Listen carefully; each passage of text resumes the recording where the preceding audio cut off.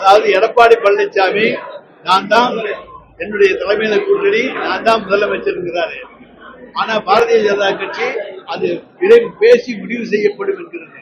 அங்கே முரண்பாடு அவர்களிடத்தில் இருக்கிறதா எங்களிடத்தில் இருக்கிறதா என்பதை நீங்களே யோசிக்கணும்.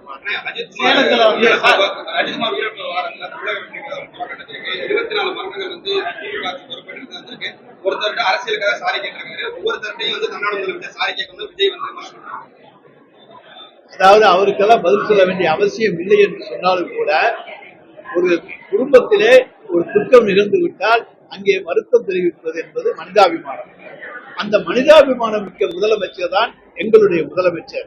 குருவிகளைப் போல சுட்டுவிட்டு எனக்கு தெரியாது என்று சொல்லுகிற எடப்பாடி பழனிசாமியை போன்ற முதலமைச்சர் எங்களுடைய முதலமைச்சர். எங்கே யார் தவறு செய்தாலும், தன்னுடைய கட்சிக்காரர் தவறு செய்தாலும் அவனுக்கு தண்டனையை தருகிற முதலமைச்சர் தான் எங்களுடைய முதலமைச்சர். குற்றவாளிகள் இந்த ஆட்சியிலே தப்பிக்க கூடாது.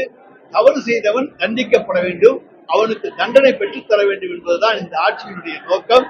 அதை அண்ணா பல்கலைக்கழக விவகாரத்திலேயே 5 மாதத்திலேயே நாங்கள் தீர்ப்பை பெற்றுத் தந்திருக்கிறோம். அதை போல ஒவ்வொன்றிலும் நிச்சயமாக வருவதற்கு முன்னாலே சிலவற்றை தடுக்க முடியாது என்றாலும் வந்த பின்னர் விரைந்து நடவடிக்கை எடுத்து குற்றவாளிகள் மீது உரிய நடவடிக்கை எடுத்து அவர்களை சட்டத்தின் முன் நிறுத்தி தண்டனை பெற்றுத் தருவது என்பது இந்த ஆட்சியினுடைய மிகச்சிறந்த சாதனை என்பதை எங்களால் சொல்லிக் கொள்ள முடியும். மற்ற மாநிலங்கள்லாம் இந்த மாதிரி எதுவும் நடக்கிறதே கிடையாது, அப்படியே ஆற போட்டுருவாங்க. தமிழக வெற்றிக்கழக போராட்டத்துல லாக்அப் போராட்டத்துல அதிமுக காலத்துல நடந்த லாக்அப் போராட்டத்தை ஏன் விஜய் விமர்சனம் பாரதிய ஜனதாவினுடைய சி டீம் என்று முதலாக சொன்னவன் நான் தான். இன்றைக்கும் அதைத்தான் சொல்லுகிறேன். அவர்களுடைய சி டீம் அந்த டீம்.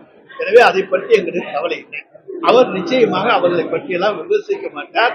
திராவிட முன்னேற்ற கழகத்தை விமர்சிப்பதற்காக பாரதிய ஜனதாவினாலே மறைமுகமாக உருவாக்கப்பட்ட ஒரு சி டீம் தான்.